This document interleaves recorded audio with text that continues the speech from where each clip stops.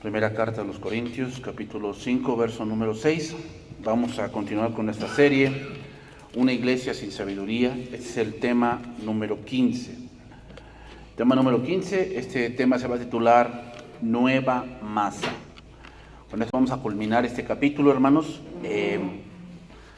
Vamos a ver que una iglesia sin sabiduría es una iglesia que no se da cuenta de los alcances del pecado. Hermanos, una de las cosas que no podemos minimizar es el pecado, porque el pecado destruye completamente muchas cosas que tal vez para ti sean preciadas. El pecado lo destruye completamente. El pecado destruye familias, destruye matrimonios, destruye compañerismos, destruye amistades, destruye, hermanos, iglesias, destruye las iglesias también.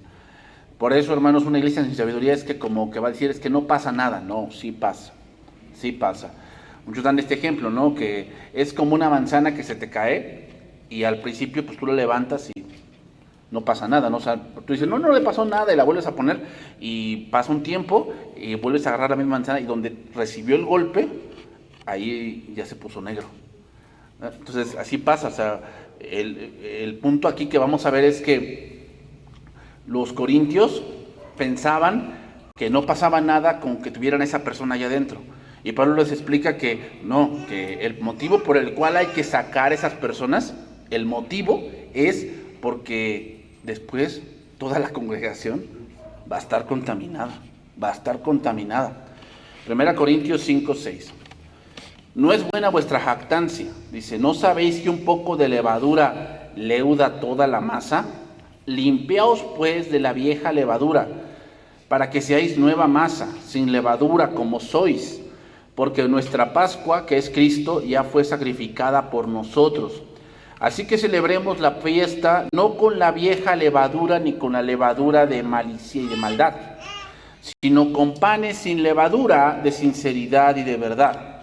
Os he escrito por carta que no os juntéis con los fornicarios, y no absolutamente con los fornicarios de este mundo, o con los avaros, o con los ladrones, o con los idólatras, pues en tal caso os sería necesario salir del mundo. Más bien os escribí que no os juntéis con ninguno, que llamándose hermano fuere fornicario, o avaro, o idólatra, o maldiciente, o borracho, o ladrón, con el tal ni aun comáis. Bien, hermanos, ahora vamos a analizar el ejemplo que Pablo pone para que los corintios entendieran por qué debían actuar de esta manera tal vez muy dura. Las personas, hermanos, que dicen que quien no peca y que el que esté libre de pecado, no se dan cuenta lo que va a suceder después. Que es decir, el pecado es un virus que se esparce no viendo color, no viendo estatus económico, no viendo nivel de estudios, hermanos. El pecado se esparce rápidamente y contamina familias, contamina liderazgos, contamina toda la congregación si se le permite. El pecado, hermanos, es una mala influencia que infecta a muchos. Minimizar el pecado es una falta de sabiduría, hermanos. Es una falta de sabiduría. O sea, el pensar que no pasa nada, que con amor se va a curar. No, hermanos, eso no es amor, ¿no? Eso no es amor. Entonces, hermanos, el problema con estas cosas es que muchas veces tenemos un pensamiento muy humanista. ¿Cuál es el pensamiento humanista? Que en el hombre hay algo bueno, solamente hay que buscárselo, ¿no? Ese es el mensaje de muchas películas, ¿no? Mensajes como de los superhéroes, ¿no? El punto de los superhéroes es que ellos no matan porque en el hombre hay algo bueno. Y eso bueno puede salir en la cárcel, en la psicología, en un punto de que cuando dicen, es que cuando hubo un terremoto y todos se unieron para ayudar, ahí está, somos buenos. Hermanos, no confundamos ser buenos con hacer cosas que a mi parecer pueden ser muy buenas. O sea, ¿qué cosas a tu parecer podrían ser muy buenas, hermanos? ¿Qué cosas a tu parecer? Porque hoy en día está saliendo una corriente de, no, yo soy yo y Dios. O sea, yo no necesito de una iglesia. Yo sí estoy con Dios, pero no con la iglesia. Y hermanos, eso no puede ser. O sea, se han topado con personas que dicen, es que yo sí creo en Dios, pero yo no creo en la iglesia. Es como decir entonces que crees en la cabeza, pero no crees en el cuerpo. Es como si a ti te invitaran, tú casado, te invitan a un lugar, pero a tu esposa no la invitan. Pues es como si no te invitaran a ti. Pues es obvio, ¿o no? Pues es obvio. Si no invitan a tu esposa, pues no te quieren a ti tampoco, porque tu esposa y tú pues, son uno. No es que por amor me voy a sacrificarme. Pues eso no es amor, eso es falta de sabiduría. Entonces, lo mismo pasa hoy en día. Hoy muchos quieren al esposo, que es Cristo, pero no quieren a su esposa, que es la iglesia. Y entonces dicen, no, yo y Dios, yo sí amo a Dios, pero no quiero a la iglesia. Y yo no necesito de la iglesia, ¿por qué? Porque yo creo que yo me porto bien, yo hago cosas buenas. ¿Qué son cosas buenas? No, yo no le hago mal a nadie, según tú. Pero la Biblia dice que no hay ninguno que pueda domar la lengua, ¿no? Santiago 2. Y que todos en un punto hemos ofendido y todos en un punto hemos hablado mal. Entonces, pues eso que dice esa persona, pues no creo que sea muy veraz, que digamos. ¿Se dan cuenta, hermanos? El punto es ese. El punto es que a veces nos volvemos muy humanistas aquí, en la iglesia. Y entonces pensamos, no, es que mira, si nosotros lo amamos y lo apapachamos, Él va a entender. Él va a entender, o sea, va a agarrar la onda y vas a ver, pastor, vas a ver, Él va a desandar el camino y resulta que ahora ya son 2 los que están ahí. Ahora ya son 3 los que andan en esos pasos. ¿Qué hacemos? ¿Qué hay que hacer en esos casos? Pues, si no entienden, bye. Hay que sacarlos. ¿Por qué? Pues por el cuidado del cuerpo, hermanos. Por el cuidado. Yo sé que suena muy extremo, pero es el punto aquí. No minimicemos el pecado, hermanos. No minimicemos el pecado. El pecado es muy destructivo. Muy destructivo. Entonces eso muchas veces pasa, pues a veces con los hijos. Minimizamos el pecado es que te está mintiendo. Es que es mi niño, o sea, es que fue una mentira, pero él no es así. Él no es así, o sea, él no miente. Me mintió una vez, 2 veces, pero no. Entonces, como lo minimizas, ¿sabes qué va a ocurrir? Su vida se va a volver una vida de mentira. Porque minimizas el pecado de mentir. No, pues es que sí, me robó, no, le robó a su amiguito 5 pesos. No, que son 5. Pero tú al minimizar y no poner una corrección, ¿sabes a dónde te va a llevar? Al rato no van a ser 5, van a ser 5,000. Y luego 50,000. Y así se va a ir, hasta que tú... El punto es ese, hermanos. El punto que quiero llegar es ese. O sea, no minimicemos que el pecado destruye. El pecado va a destruir si no hacemos algo. Si no hacemos algo tanto en tu vida, en tu familia, como en la iglesia. Muchas veces decimos, no, es que como le digo, es que Él va a entender. O sea, si yo le doy confianza y Él ve que yo lo quiero mucho, y Él ve que yo a pesar de lo que es, yo lo quiero así, Él va a entender y va a cambiar. Pues no sé dónde viste eso, pero las cosas no funcionan así, hermanos. No funcionan así. No funcionan así.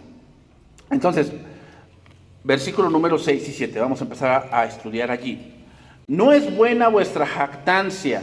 ¿No sabéis que un poco de levadura leuda toda la masa? Limpiaos pues de la vieja levadura para que seáis nueva masa, sin levadura como sois, porque nuestra Pascua, que es Cristo, ya fue sacrificada por nosotros. Aquí la palabra Pascua significa paso, ¿no? Pasar. Y esa es la idea, que nosotros ya hemos pasado de un lugar a otro, hermanos. Y vamos a citar varios versos para exaltar esta verdad. El primer verso que vamos a ver es Éxodo 13:3. Éxodo 13:3. Que es de donde lo está tomando Pablo, ¿no? Pablo está tomando un verso del Antiguo Testamento para decir una verdad en concreto, y es que la iglesia no puede comportarse o vivir como el mundo, puesto que la iglesia está en otro punto ya. Vivir en el pecado es vivir como esclavos. Vivir en el pecado es vivir en Egipto. Vivir en el pecado es no haber abandonado el mundo. Eso significa, hermanos. Éxodo 13:3. Y Moisés dijo al pueblo: tened memoria de este día, en el cual habéis salido de Egipto, de la casa de servidumbre, pues Jehová os ha sacado de aquí con mano fuerte, por tanto, no comeréis leudado. O sea, el punto de que el Señor puso ciertas normas en el Antiguo Testamento era por esto, para tener memoria, tener memoria. En el caso nuestro, no estoy diciendo que vamos a comer panes sin levadura. Lo que vamos a hacer es que recordar quiénes somos. El pecado hace que olvidemos quiénes somos en Cristo. No somos cualquier persona, somos hijos de Dios. Por lo tanto, la vida que debe caracterizar a un hijo de Dios es una vida de obediencia a Dios. Oigan bien cómo lo digo, no es una vida sin pecado, porque eso no es posible. Una vida de obediencia a Dios. Versículo 4. Vosotros salís hoy en el mes de Abib, y cuando Jehová te hubiere metido en la tierra del Cananeo, del Eteo, del Amorreo, del Heveo y del Jebuseo, la cual juró a tus padres que te daría, tierra que destila leche y miel, harás esta celebración en este mes. 7 días comerás pan sin leudar, y el 7º día será fiesta para Jehová. Por los 7 días se comerán los panes sin levadura, y no se verá contigo nada leudado ni levadura en todo tu territorio. ¿Por qué 6 días y después 7? Porque se supone, hermanos, y es una sombra de que ahorita estamos en ese punto de que no hemos llegado a la perfección. Por eso el 7º día es fiesta para Jehová, es decir, lo celebraremos, como dijo Cristo, en el cielo perfectamente. Mientras, ahorita, pues estamos luchando contra eso. Pero debemos llevar una vida sin levadura, es decir, sin pecado. La vida del creyente no se puede caracterizar por vivir en el pecado, aunque peca. Óiganlo bien. No se puede caracterizar por una vida en el pecado, aunque peca. Pecamos todos los días. Fallamos todos los días. No hacemos totalmente lo que podríamos haber hecho en este día. Sí. Pero mi vida no se caracteriza porque, pues, tienes 2 familias, 5 familias, tienes, hay un burdel guardado, se caracteriza porque matas gente. No. Eso no es la vida del creyente. La vida del creyente es una vida de sometimiento a Dios, en el que busca la voluntad de Dios, en el que busca agradar a Dios. ¿Y va a fallar? Sí. Sí va a fallar. Pero no tiene el pensamiento de que pues así soy yo, así nací, es que la sociedad, es que mis padres, es que los de la iglesia. Esas son puras excusas del mundo. Entonces, hermanos, este acto representaba la separación de cualquier vínculo que los uniera con Egipto. Así que al mirar hacia el futuro, esa celebración se refería a la separación del cristiano con el mundo y a la separación definitiva del pecado. La iglesia es la antesala de lo que viviremos en la eternidad. Juan capítulo 5, verso 19. Juan capítulo 5, verso 19. Otra cosa que vamos a remarcar aquí, hermanos. Y es que cuando vivimos en el pecado, cuando permitimos eso en la iglesia, hermanos, estamos olvidando el señorío de Cristo en la iglesia.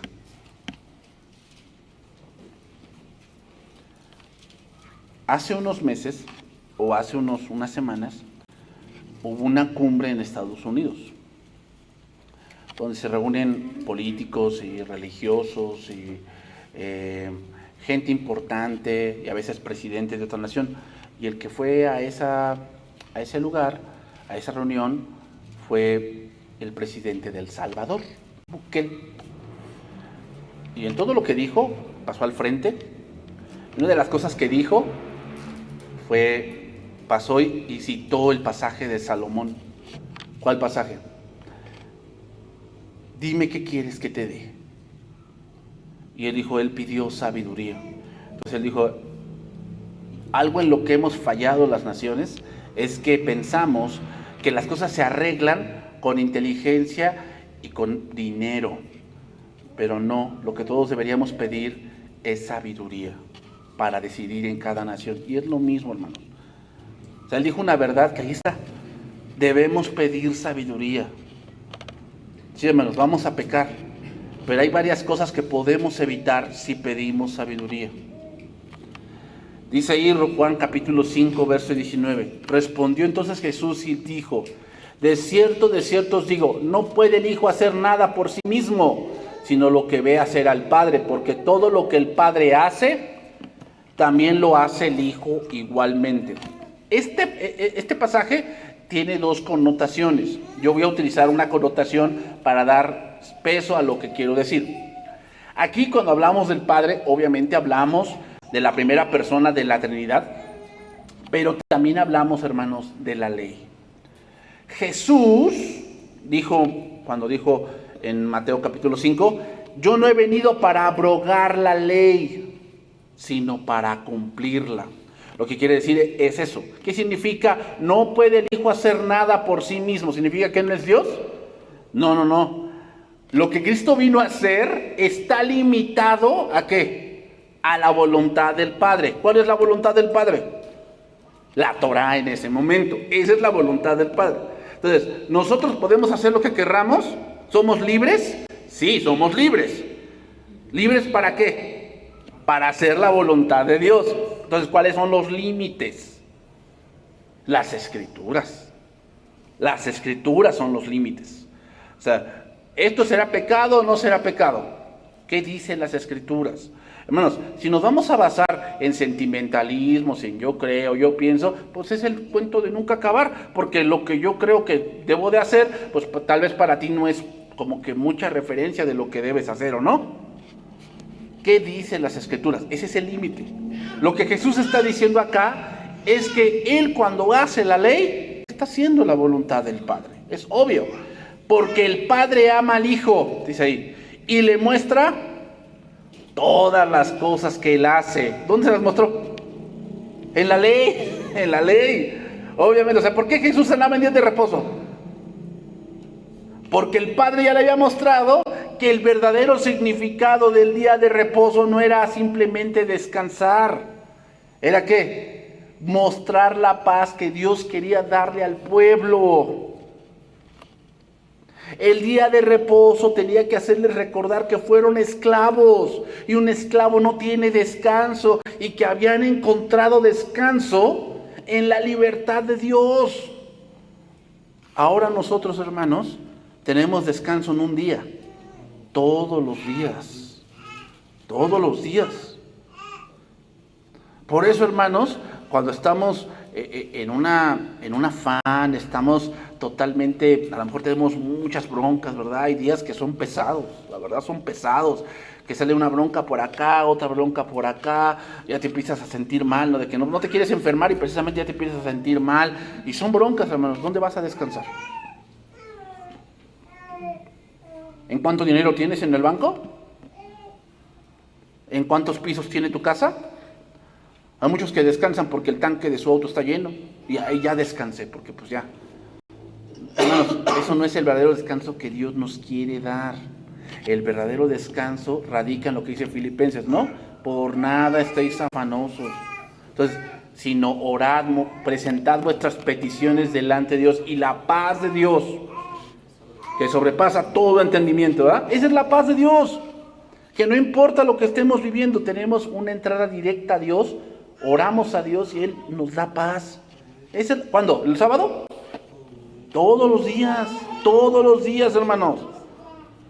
Entonces, porque el Padre ama al Hijo y le muestra todas las cosas que Él hace, y mayores obras que éstas le mostrará, de modo que vosotros os maravilléis. Porque como el Padre levanta a los muertos y les da vida, así también el Hijo a los que quiere da vida. Porque el Padre a nadie juzga, sino todo el juicio dio al Hijo. Porque para que todos honren al Hijo como honran al Padre. El que no honra al Hijo, no honra al Padre que le envió. Y ven el versículo 24. De cierto os digo, significa, les voy a decir una verdad que no cambia, así es. El que oye mi palabra y cree al que me envió, tiene vida eterna. A ver, ¿qué significa el que oye mi palabra? ¿Significa que nada más vamos a tomar lo que digan los evangelios? Que el que oye su palabra, o sea, entonces no deberíamos escuchar a Pablo porque pues él no es Jesús. Lo que significa es esto: si ya el Padre le mostró al Hijo lo que significa la ley, todo lo que significa que todos los profetas se cumplen en Cristo, y ahora Cristo nos dice lo que de verdad significa, quiere decir que cuando entendemos lo que de verdad Dios quiso decir a través de Cristo y creemos, ¿qué? Tenemos vida eterna. ¿Por qué? Porque ahora sí andamos en la voluntad de Dios. O sea, una persona que anda en el humanismo y no cree en Cristo, o quiere creer en Cristo, pero anda según, no, es que, bueno, yo entiendo la Biblia así. No es que lo que tú entiendas, es lo que Cristo ha dicho. Tiene vida eterna. O sea, no, bueno, es que yo pienso que Cristo dijo así. No. Lo que Cristo ha dicho. ¿Y qué se toma por base? Pues la ley. Y de la ley viene Cristo, cumple la ley y nos hace entender ahora que lo que de verdad significa. Ejemplo, cuando Jesús dijo: se os ha enseñado, amen a sus hermanos y aborrezcan a sus enemigos. Pero yo os digo, lo que significa es, lo que de verdad significa es esto. O sea, lo que de verdad cuando yo dicté la ley, cuando el Padre dictó la ley, lo que de verdad quería de ustedes es esto: que sí amen a su prójimo, pero su prójimo también es su enemigo. Pero ellos lo habían entendido a su manera. Cuando Jesús les dice cómo es de verdad, entonces no quiere decir que no llego a ese nivel. Bueno, la manera de llegar a ese nivel es que tú creas en mí. Entonces sí. Hermanos, la vida eterna no solamente es que, bueno, ya creí en Cristo, ya pasé de un lado a otro. No. La vida eterna significa que hay que cumplir la ley. Hay que cumplir la ley. ¿A qué me refiero? No que vivamos ahorita para cumplir la ley. Dios no va a pasar por alto su ley. Todos van a ser juzgados por la ley. Todos. ¿Pero qué creen? Por eso dice, pero todo el juicio se lo ha dado al Hijo. ¿Qué significa? Que cuando creemos en Cristo y la justificación o la obra de Cristo nos es imputada, Cristo nos dice, tú sí cumpliste. Entonces, ¿pero cómo? Porque creíste en mí. Porque creíste en mí. Tú sí cumpliste la ley. Pero aquel que no cree en Cristo se esfuerza. ¿Pero qué creen? En algún punto va a fallar. Y cuando fallas en uno, fallas en todos. ¿Y entonces qué le espera a esa persona? Condenación. Tiene vida eterna. ¿Y cómo lo entrelaza? Y no vendrá condenación. Vida eterna significa ser justo. Eso es lo que significa. Más ha pasado Pascua, ¿qué? De muerte a vida. ¿Qué cosa es la muerte? Egipto. O sea, ¿cómo podemos distinguir qué cosa es moral y qué cosa es no? Pues ahí tenemos la ley. Pero el humanista que dice, no, es que moralmente, porque si nos basamos en que el hombre todo es bueno, pues no importa lo que haga. O sea, si él hace algo pero con amor, está bien. Eso es el humanista. Si él hace algo con amor, o sea, a él le gustan los hombres, pero lo ama. ¿Y a poco el amor no es de Dios? Pues eso que sientes, no. No, pero es que si él se ama mucho, o sea, yo he visto a gente que ama a hombres, pero, o sea, son más amorosos que los normales. pues será el sereno. Pero según la ley de Dios, ¿qué? No es amor, es pecado. Y el que comete pecado tiene que morir. No, yo no estoy de acuerdo con eso. O sea, yo no puedo creer en un Dios así. Pues Dios no está supeditado, así crees que está bien o no. Así es Dios. Dios ya dictó cómo es. Versículo 25. Va a decir ahora otra verdad. De cierto os digo, viene la hora, y ahora es, cuando los muertos oirán la voz del Hijo de Dios, y los que la oyeren vivirán. Porque como el Padre tiene vida en sí mismo, así también ha dado al Hijo tener vida en sí mismo. Y también le dio autoridad para hacer juicio. ¿Se dan cuenta? Nuevamente repite, otra vez. Yo cumplo la ley, yo soy el que hago el juicio, el que cree en mí no tendrá condenación. Por cuanto es el Hijo del Hombre. No os maravilléis de esto, porque vendrá hora cuando todos los que están en los sepulcros oirán su voz. Y los que hicieron lo bueno, ¿cómo será eso? Los que le dieron a los pobres y todo eso. El contexto no permite eso, hermanos. El contexto está hablando de ¿qué? Creer.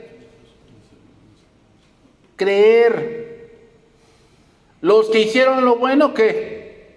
Saldrán a la resurrección de vida. Mas los que hicieron lo malo, ¿qué es hacer lo malo según el contexto? Pues no creer, es obvio. Es obvio, hermanos.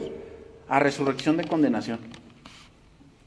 Entonces, cuando la iglesia no abandona el punto de ver el pecado y sus consecuencias, ha olvidado la autoridad de Cristo.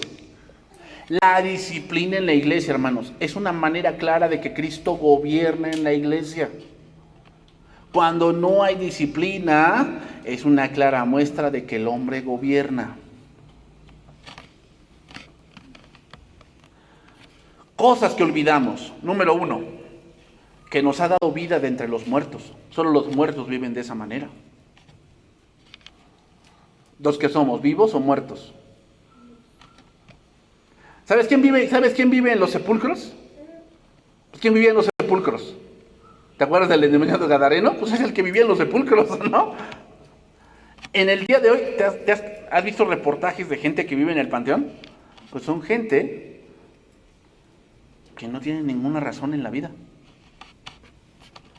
Entonces, vivir así en la iglesia de una manera desordenada, pecaminosa, es de unas personas que no tienen propósito en la vida.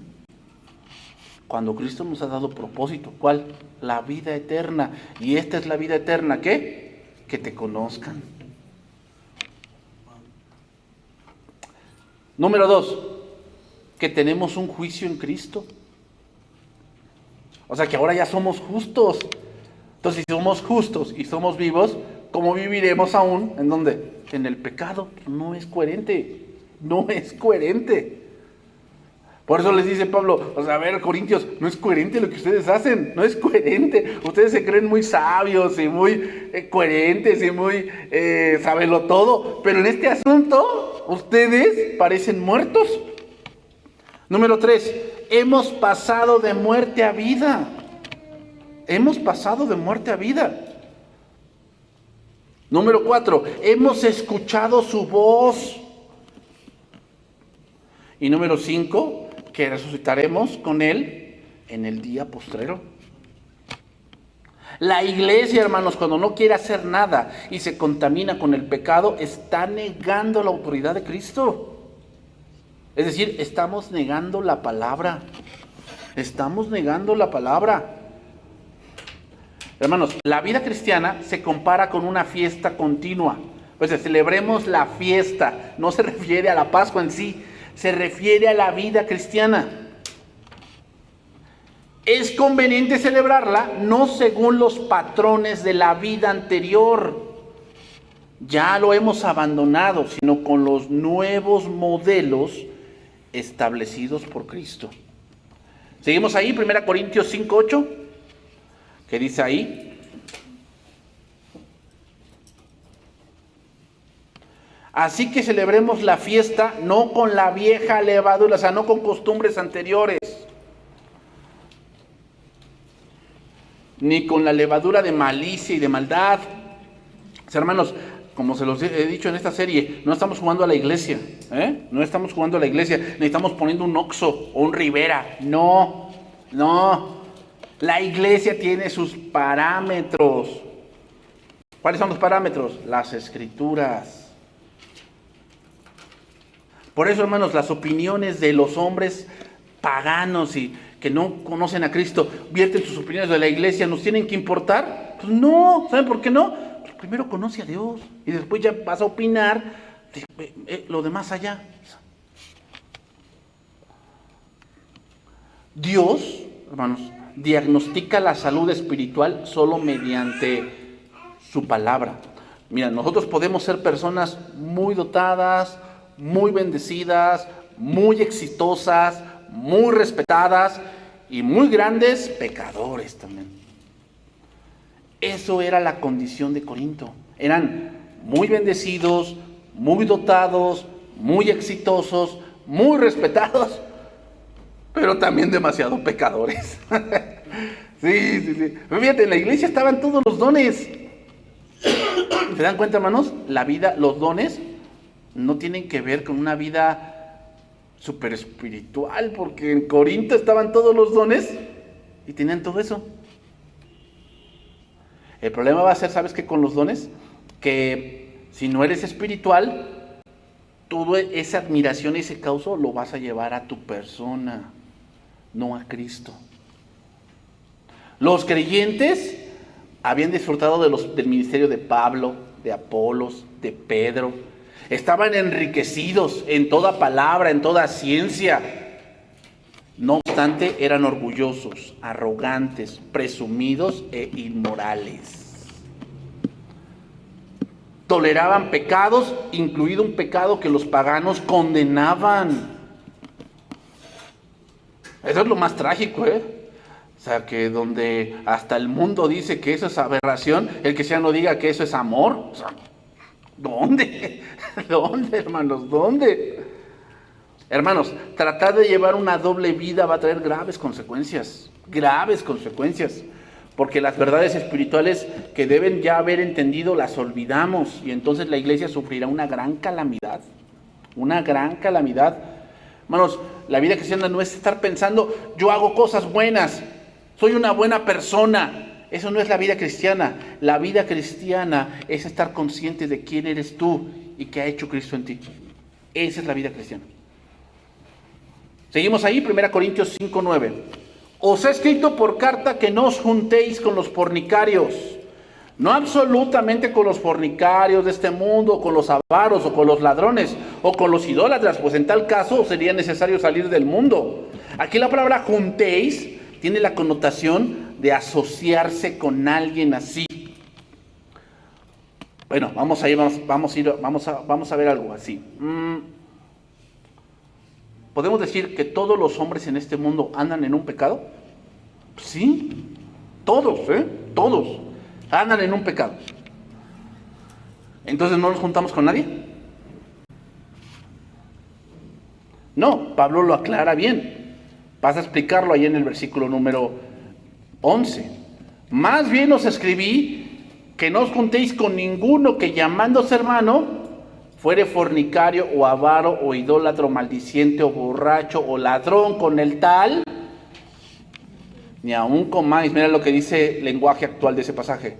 Lo que quise decir, lo que quiero decir, no es que nunca me junte con nadie, pues es obvio que no, porque pues, tú vas a la fábrica, tú vas a tu trabajo, vas al despacho, vas a la tienda, ¿no? Y pues ¿cuántos de nosotros no sabemos que tal vez el de la tiendita de la esquina, pues tú sabes que lleva una doble vida, tú lo sabes, no vas a comprar ahí, porque ya todo está contaminado, se me puede pegar, como el sarampión.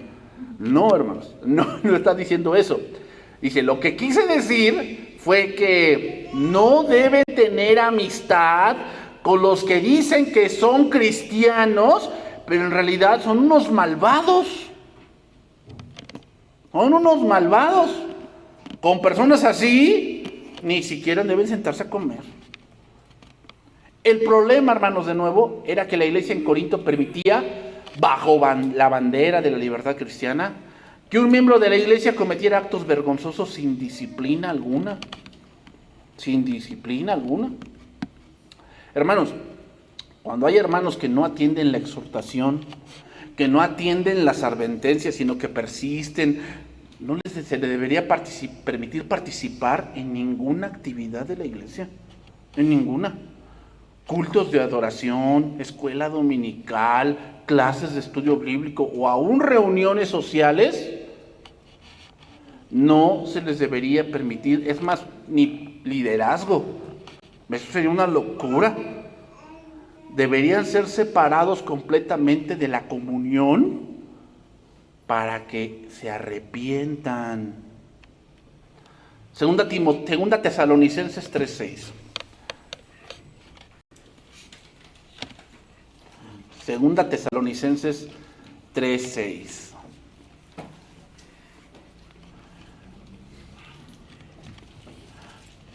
Entonces, hermanos, este es lo que dice también este pasaje, también complementar, complementar.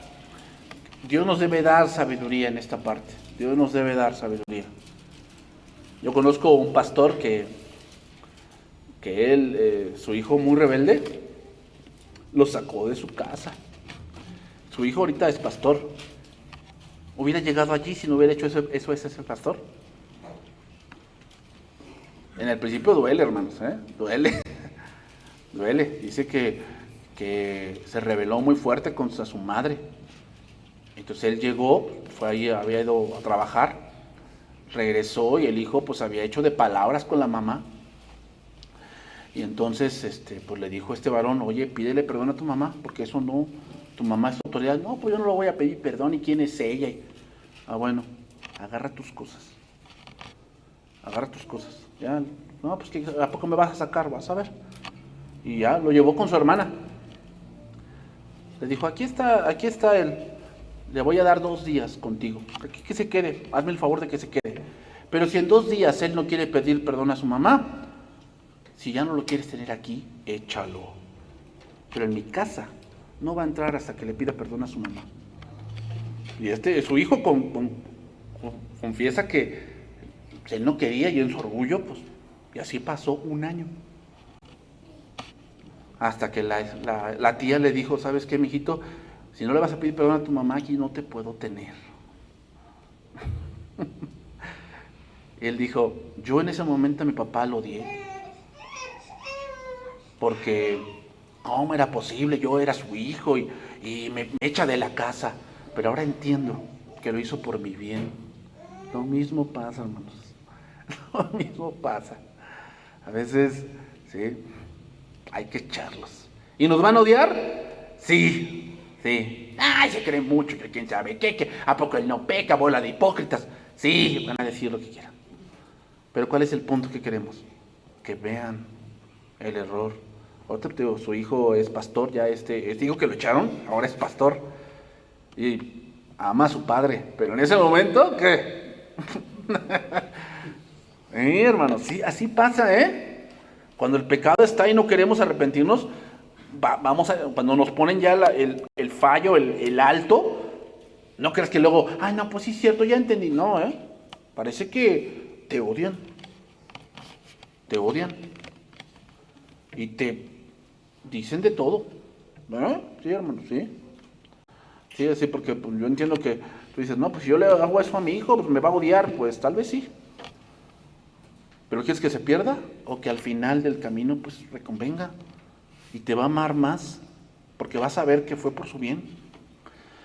Segunda Tesalonicenses 3:6. Pero os ordenamos, hermanos, en el nombre de nuestro Señor Jesucristo, porque dice así Pablo. Ordenamos, hermanos, porque el que gobierna es Cristo. Y lo que va a decir es Cristo quien lo está diciendo. Que os apartéis de todo hermano que ande desordenadamente, y no según la enseñanza que recibiste de nosotros. Porque vosotros mismos sabéis de qué manera debéis imitaros, pues nosotros no anduvimos desordenadamente entre vosotros. Y aquí viene el punto del desorden. Ni comimos de balde el pan de nadie, sino que trabajamos con afán y fatiga día y noche, para no ser gravosos a ninguno de vosotros, no porque no tuviésemos derecho, sino para darnos nosotros mismos un ejemplo para que nos imitéis, porque también cuando estábamos con vosotros os ordenábamos esto: si alguno no quiere trabajar, tampoco, ay pastor, pero es que él tiene un mal. ¿Cuál? Es que es de la generación de cristal y si trabaja se rompe. ¿No? ¿Dónde está eso en la Biblia? Bueno, es que lo dice el psicólogo fulano de tal, pues será el sereno. Hay de casos a casos, hermanos, hay de casos a casos.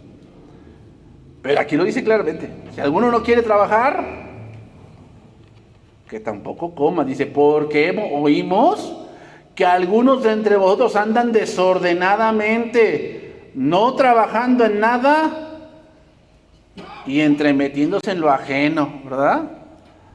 No trabajan, pero saben a la hora que comes y ahí te caen. Pues una vez sí, va. Pero o sea, el hermano, parece que te huele, ¿no? El hermanito ya cuando hasta toca y dices, híjole, ya llegó el que quiere comer de agrapa, ¿no? Y donde que tú dices, no, pues no come una tortilla, ¿cómo se come el kilo? ¿No? Y hermanos, una boca más en tu casa es dinero, ¿o no? Y tú dices, yo no, es que donde comen dos, comen tres. Pues quiero ver que lo hagas durante mucho tiempo y vas a ver que... Sí, hermanos. Y hermanos, este tipo de cosas, que es una familia, se tiene que hablar, Si no, es motivo de muchos problemas, Muchos motivos. Entonces te digo, no, pues es que, ¿dónde está el amor? No, el amor es que le digas, oye, hermano, ¿no trabajas? Pues trabájale. Porque eso es una manera desordenada que tú tienes. A los tales mandamos y exhortamos por nuestro Señor Jesucristo que trabajando sosegadamente coman su propio pan. Y vosotros, hermanos, no os canséis de hacer el bien. O sea, sí hay de casos a casos. ¿No? Hay casos que, pues, oye, el hermano, pues lo corrieron porque está un poco enfermo, ¿no? Y ahorita pues no tiene fuerzas para ir a trabajar. No es que no quiera, es que no puede. Bueno, eso es otro caso. Pero dice ahí, si alguno no obedece a lo que decimos por medio de esta carta, dice, a ese señaladlo. O sea, ya se creó una fama aquí en la iglesia, ya a todos les debe, ¿no? A todos les debe en la congregación, porque a todos ya les estuvo pidiendo dinero. Que para, ¿cómo se llama? Cambiar el piso de su casa, que para que pague el agua, que para que pague la luz, que para que pague el cerrajero, que de todo pide dinero, ya todo les debe. Y el problema es que cuando ya no les quieres dar, ¿qué pasa? Te dicen que tú eres el malvado, hijo de Satanás, y no sé qué tanto rollo, ¿no? A ese señaladlo, ¿y qué? Y no os juntéis con él. ¿Ven cómo lo dice? Para que no, no, es que no, yo creo que no, hay que darle, o sea, si tú tienes, dale. Pues nunca va a trabajar, si tú le sigues dando, nunca va a trabajar.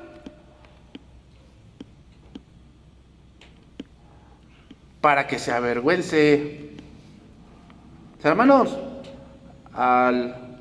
te quito tu cash, ya no le den dinero, ya no le den. Yo sé que lo aman mucho y que quieren demostrar su amor, pero ese es el amor, hermanos, ya no le den. ¿Por qué?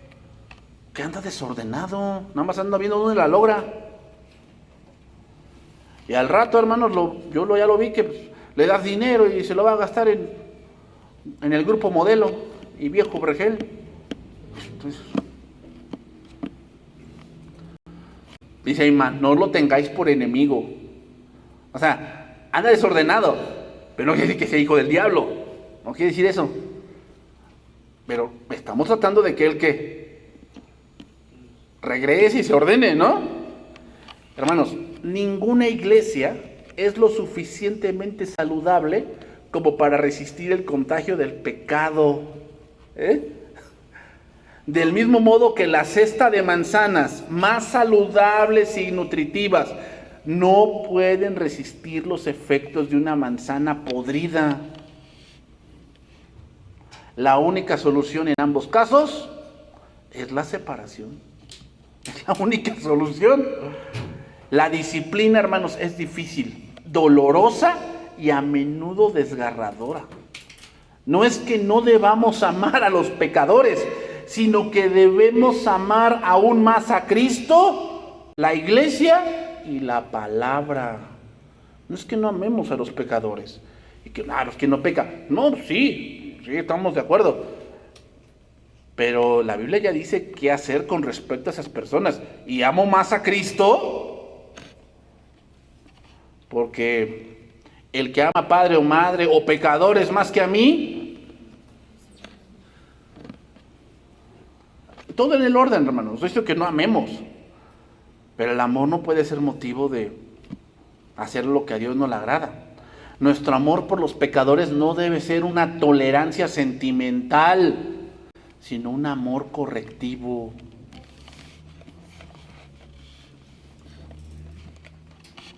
Termino entonces, hermanos. No quiere decir por esto que todos en la iglesia debemos ser perfectos, porque eso es imposible. Todos caemos en el pecado y tenemos nuestras imperfecciones y defectos. ¿Estamos de acuerdo con eso? O sea, estamos coherentes con eso. La iglesia es en cierto punto un hospital para aquellos que saben que están enfermos, que han confiado en Cristo y quieren seguirlo como Señor. No son los que reconocen su pecado y tienen hambre de justicia los que quieren que ser excomulgados, no, sino los que forman de forma persistente e impenitente, continúan sin una pauta de pecado acerca de la cual han sido aconsejados y advertidos. Debemos continuar amándolos y orando por ellos, a fin de que se arrepientan y vuelvan a una vida de santidad. Y si ellos se arrepienten, ¿qué? ¿Aceptarlos? Sí, claramente que sí. Y otra cosa que va a hacer Dios, que la iglesia no utilizará su pecado para herirlo. Porque nos vamos a acordar de lo que hizo. Sí, claramente que sí. Pero ya por eso no es hermano. Primera Tesalonicenses 4:1. Y con eso vamos a terminar. Primera Tesalonicenses 4:1. Los hermanos, que Dios nos dé sabiduría en esta parte. O sea, como les digo, hay de casos a casos. Hay de casos a casos. Hay de casos a casos. Hay a veces, hermanos, que mira, no es necesario que decirles que se vayan. Su mismo pecado los arrastra a que se vayan. Se sienten confrontados, se sienten sucios, ¿no? ¿Y qué debemos hacer? No, pues vamos a buscarlos. Sí, a veces sí, vamos a hablar con ellos. Pero a veces, hermanos, aunque se hable con ellos, o sea, a mí me ha tocado gente que yo he hablado con ellos y decirle, hermano, mira, arrepiéntete, busca de Dios, ven a la iglesia, ahorita más que nunca la necesitas. Y no. Entonces, ¿qué debes hacer? Dejar que Dios trate con ellos. Ahí en la soledad, ¿la van a tener que vivir? La van a vivir, hermano. Sí. ¿Y sabes qué es lo peor?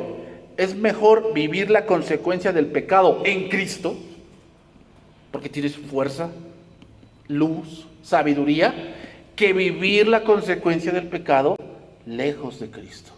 Vives en oscuridad, sin sabiduría y sin fuerza espiritual. Te destruye. La depresión llega, el afán, la parte de sentirte solo, sentirte aislado, sentirte que lo has perdido todo. Pero a veces al hombre le gusta vivir de esa manera. ¿Cómo? Vivir las consecuencias del pecado lejos de Cristo. Lejos de Cristo. 1 Tesalonicenses 4:1. Por lo demás, hermanos, os rogamos y exhortamos en el Señor Jesús, que de la manera que aprendisteis de nosotros como os conviene conduciros y agradar a Dios, así abundéis más y más. Porque ya sabéis qué instrucciones os dimos en el Señor Jesús.